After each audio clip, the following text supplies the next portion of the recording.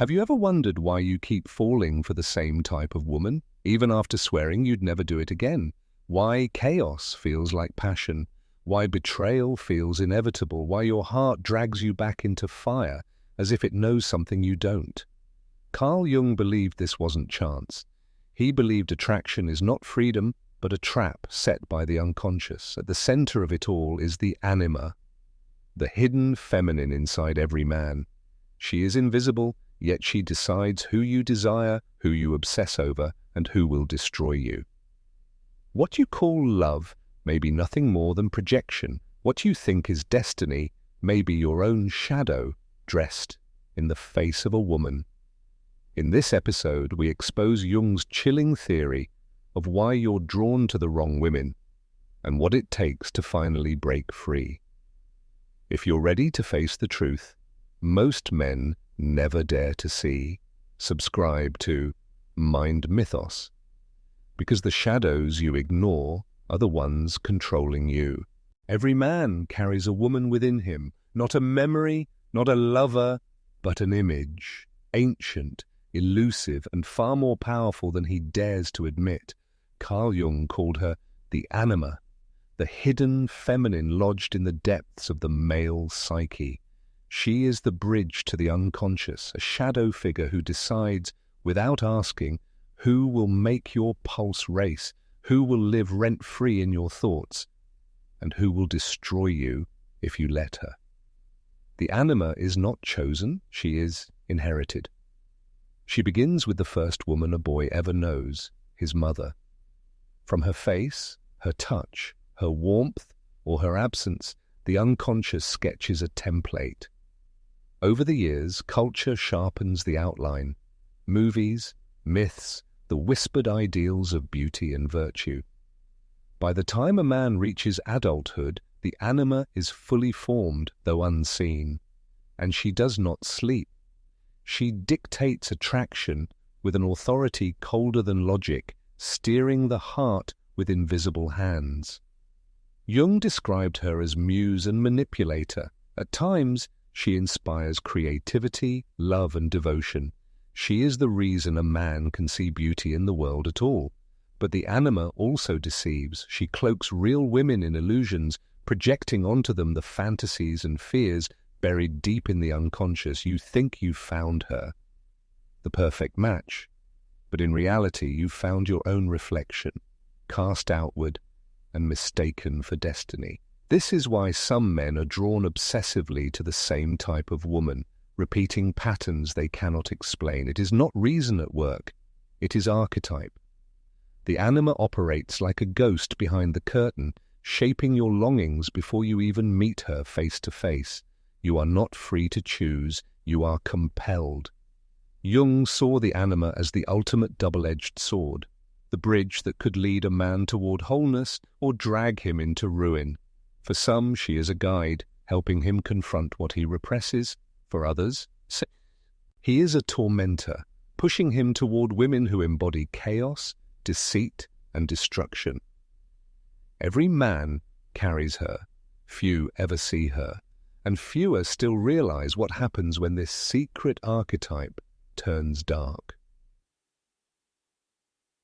How many times have you sworn, never again? Never again will you chase the liar, the manipulator, the storm disguised as passion.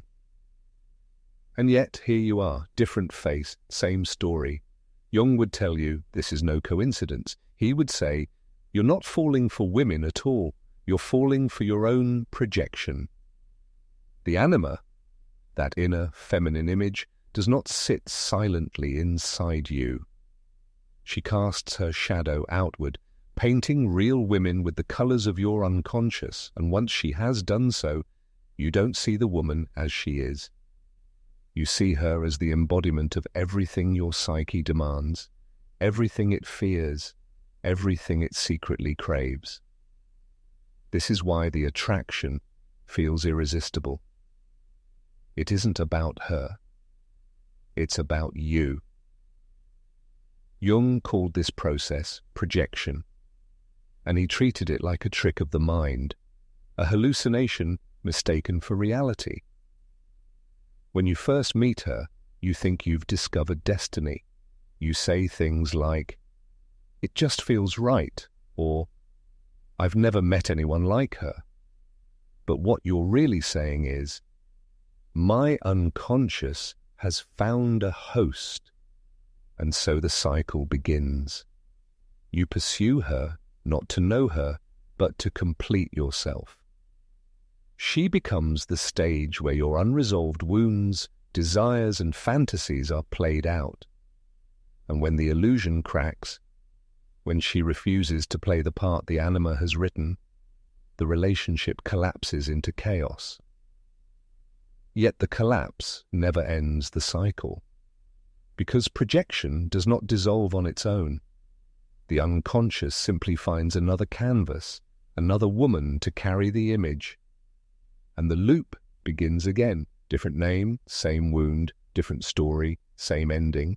This is why Jung's theory feels less like psychology and more like fate, because until you confront the anima directly, she will always find a way to repeat herself. And the most chilling truth is this: the more unconscious the projection, the stronger it is. The more blind you are to it, the more dangerous the attraction becomes. So the question is not whether you're repeating mistakes. The question is, how deep does your unconscious want you to go before you finally wake up? Not every anima is soft. Not every anima guides. When she is repressed, denied, or wounded, she mutates. Jung called this darker form the shadow anima, a projection that does not heal but haunts. She doesn't come wrapped in peace. She arrives as chaos. The shadow anima is seductive, mysterious, impossible to ignore.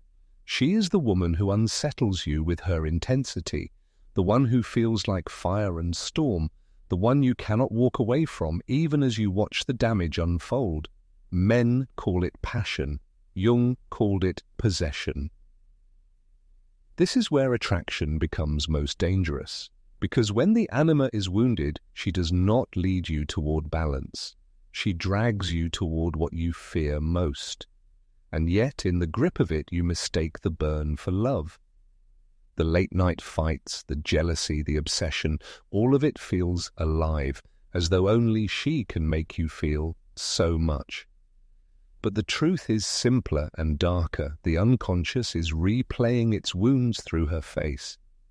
Jung described the shadow anima as destructive, precisely because she carries the parts of you you've buried. The anger you refuse to feel, the grief you've never processed, the desire you've denied, all of it finds its stage in her. She becomes the carrier of your unacknowledged darkness, and you, blind to this fact, mistake the intensity for destiny. This is why the wrong woman doesn't just enter your life.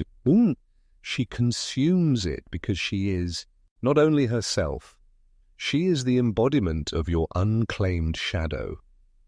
And the deeper you bury your inner chaos, the stronger her pull becomes.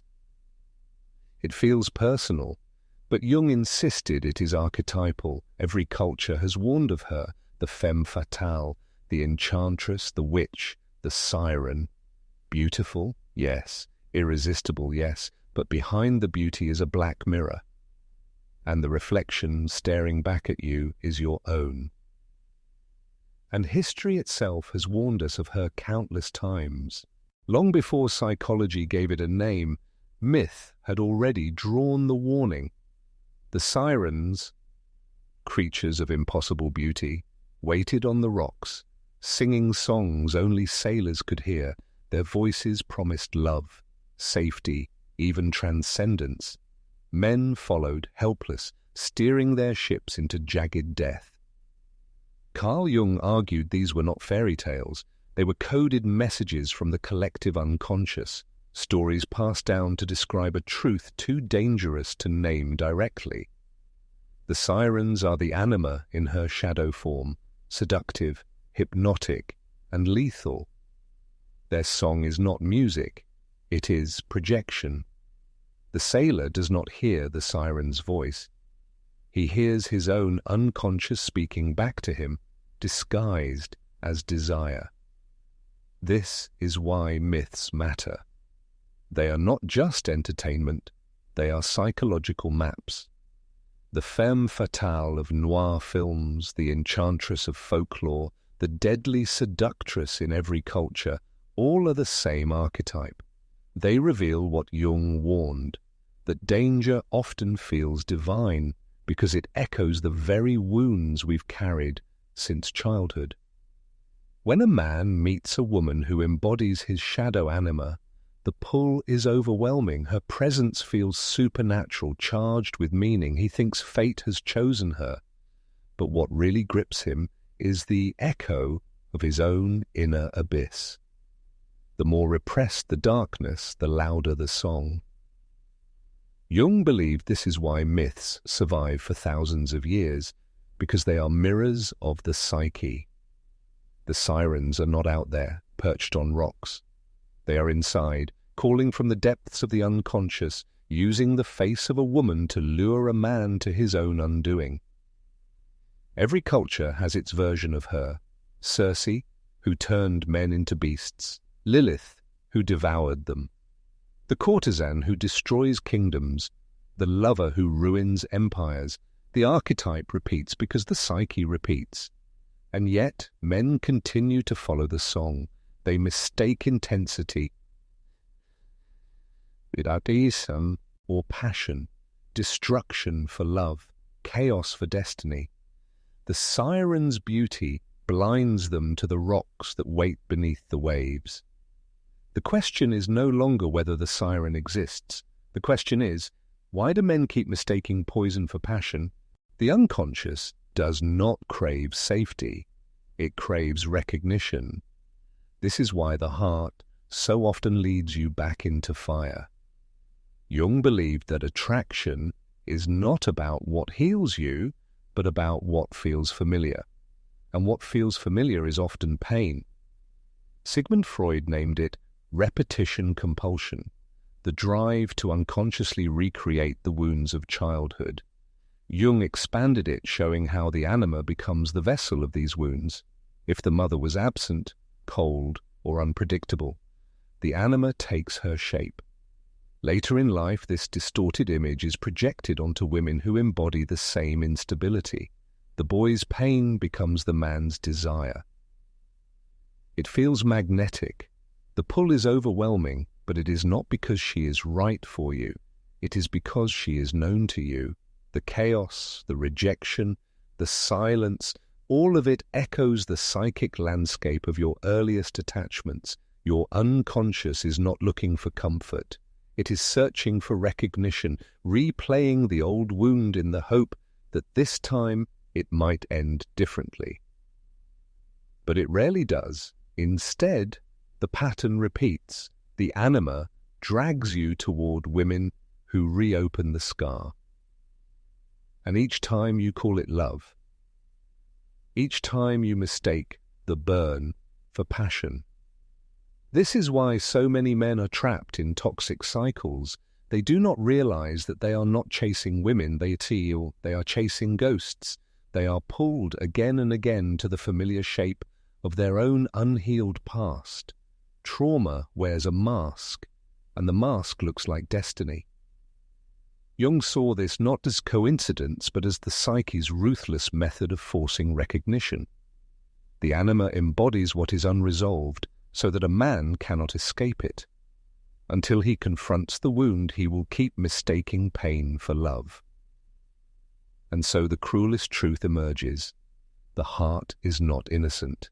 It betrays you.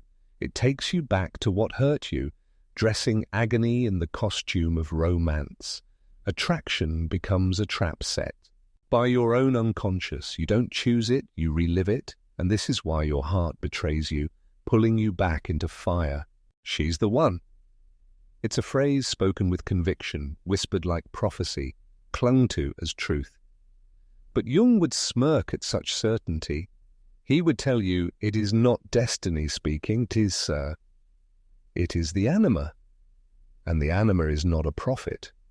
She is a mirror. The danger of projection is that it disguises fantasy as fact. When you meet a woman, you don't see her clearly. You see her through the lens of your unconscious. The wounds, longings, and ideals you have never faced within yourself. She becomes a screen for your unfinished story. You mistake the reflection for reality. At first, the illusion is intoxicating. She seems perfect, radiant, almost otherworldly. Every word feels significant. Every glance charged with meaning. It feels less like meeting a person and more like encountering fate. But the intensity is not about her. It is about the anima projecting its image outward, giving you back your own hidden contents in a form you cannot resist. Inevitably, the cracks appear. The projection begins to fade. The woman you thought was flawless reveals her edges, her humanity, her contradictions. And suddenly, the goddess becomes human. What felt like destiny collapses into disappointment, confusion, even rage. The illusion shatters, leaving you face to face, not with her, but with yourself. This is why so many relationships implode under the weight of their own beginnings. They weren't built on reality, but on projection. You never loved her. You loved the anima's reflection, the distorted mirror of your unconscious needs. And yet Jung did not see this collapse as meaningless. He saw it as the anima's hidden function. Even in betrayal, she is teaching. The shattering of the illusion forces a man to confront what he has buried, to recognize that what he sought in her was really missing in himself.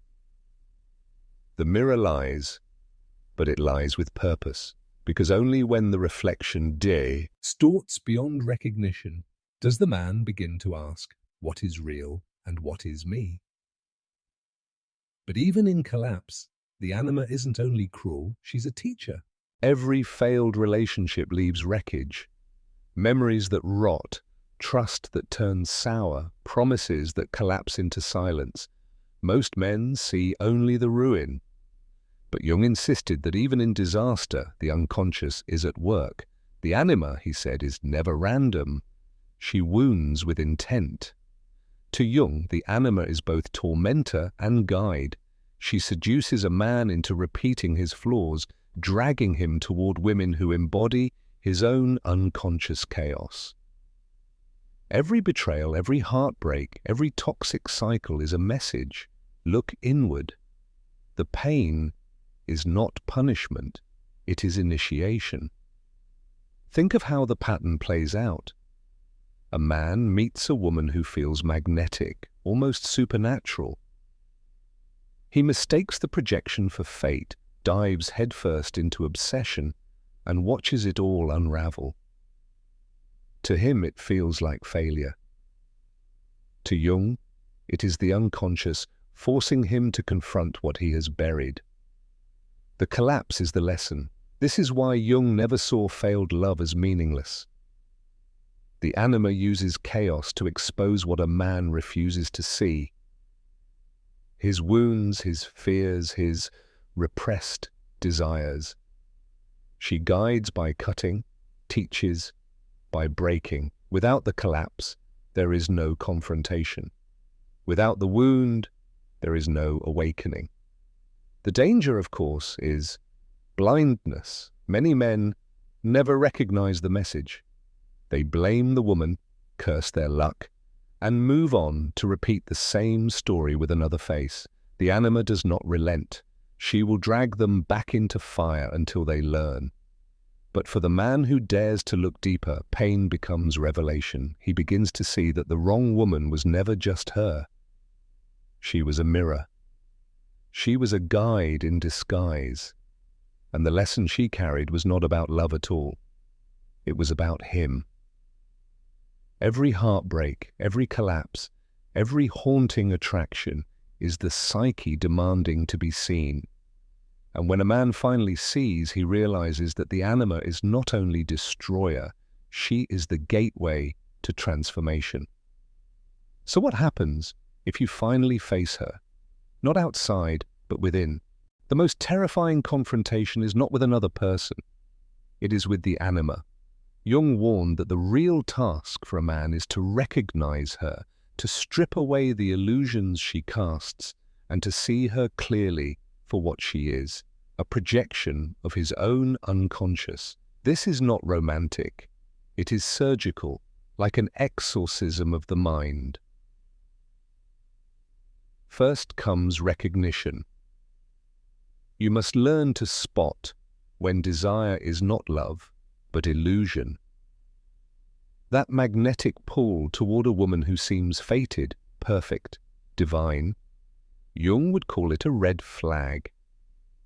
The intensity is proof, not of destiny, but of projection.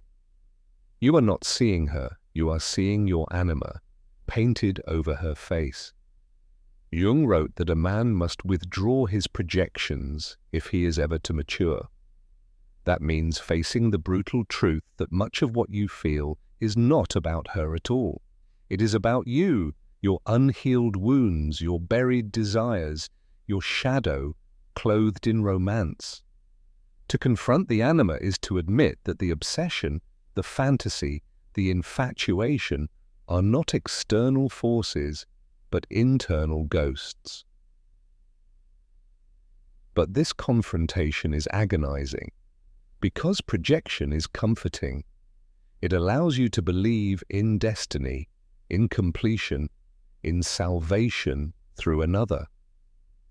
To withdraw it is to watch the goddess dissolve into a flawed human being, and to realize the magic was your own shadow all along. This is why most men resist. They cling to the illusion, preferring the intoxication of projection to the cold clarity of truth. But Jung insisted that no growth is possible until this step is taken. To confront the anima, you must name her, separate her image from the woman you see, and accept that what you long for is not out there. It is within. It feels like loss, like death, like tearing the mask off a figure you thought was divine. But it is the only way forward, because acknowledgement is only the beginning. The anima cannot simply be seen, she must be integrated. The answer is not escape. Jung was clear, you cannot outrun the anima, nor can you destroy her. She is stitched into the fabric of your psyche. To flee from her is to flee from yourself. The only path forward is integration. To take back what you have projected and to own the feminine within so it no longer owns you. This process is what Jung called individuation, the slow, brutal task of becoming whole. It is not about becoming less of a man, but about becoming more complete. The anima, once integrated, ceases to distort your vision. She no longer projects illusions onto women. She no longer dictates desire through chaos and compulsion. Instead, she becomes a bridge, a guide toward balance. Integration means recognizing that the tenderness, intuition, and emotional depth you chased in women were always elements buried in yourself. By reclaiming them, you stop looking outward for completion. Women are no longer mirrors of your wounds, they are simply themselves. And this changes everything. Attraction shifts from compulsive to conscious. The magnetic pull toward toxicity loses its grip. You no longer mistake intensity for love or chaos for destiny. For the first time, you can actually see her, not as a projection, not as a phantom, but as a human being. Jung insisted that only through this integration could true relationship exist. Without it, every romance is an unconscious transaction, a theater of ghosts. With it, love becomes possible, not as obsession, not as escape, but as a meeting of two whole individuals. The atmosphere of compulsion fades, and in its place comes clarity. It feels less intoxicating, but more real. And this reality is what the unconscious had been driving you toward all along. But do not mistake this for comfort. Integration is not easy. It requires admitting that the illusions you loved were your own creations. It demands that you hold more of your darkness and your light without projection. It is liberation, but liberation bought at the cost of self-delusion. And this is the moment you stop chasing the wrong women. The spell can be broken. There is a moment, rare but unmistakable, when the spell breaks. When you look at a woman, and for the first time, you are not blinded by projection. You do not see a goddess, a savior, or a siren. You see her, and she is human. This is Jung's final gift, liberation. Once the anima has been confronted and integrated, attraction no longer drags you into the same cycle of compulsion. The unconscious stops replaying old wounds under the mask of romance. The women who once pulled you into chaos lose their hold. The pattern that haunted you for years collapses. This is individuation in action, the moment when the inner feminine is no longer an enemy, but a part of you. The anima ceases to distort, ceases to seduce, ceases to deceive. She becomes integrated into the psyche, giving you depth without delusion, creativity without destruction, love without projection. And with that integration comes freedom. You are no longer condemned to mistake pain for passion. You no longer confuse intensity with destiny. You are no longer compelled to chase the wrong women because the ghost inside you has been named, acknowledged, and absorbed. Love shifts from necessity to choice. It is no longer about filling a void, but about meeting another person as they truly are. Jung saw this as the ultimate psychological liberation, the end of enslavement to the unconscious. To integrate the anima is to reclaim authority over desire. To see clearly is to choose freely. The atmosphere is dark, yes, because it demands sacrifice. You must give up the illusions you once worshipped, the intoxicating projections you mistook for love. But out of that darkness comes clarity. Out of that labyrinth comes light. And so the truth stands. Until you face the anima, she will decide for you. Until you confront your shadow, it will choose who you love. But once you integrate her, the compulsion ends. The spell shatters, and at last you are free. If this shook something inside you, subscribe to Mind Mythos, because Jung's warning is clear. If you don't face your shadow will choose who you love. So now you know, it was never just about her. Every wrong woman, every toxic cycle, every heartbreak was the anima pulling strings from the shadows. She is not only muse, but manipulator, not only guide, but tormentor. And until you confront her, you will keep mistaking chaos for love, poison for passion, projection for destiny. But Jung's warning came with a promise. Integration is liberation. The moment you stop running, the moment you face the anima within, the spell breaks. You stop being chosen by your shadow, and finally begin to choose for yourself. This is the brutal truth. Until you confront what is inside you, you will always be led astray outside you. If this unsettled something deep within, subscribe to Mind Mythos. Because here we don't look away from the shadow, we expose it.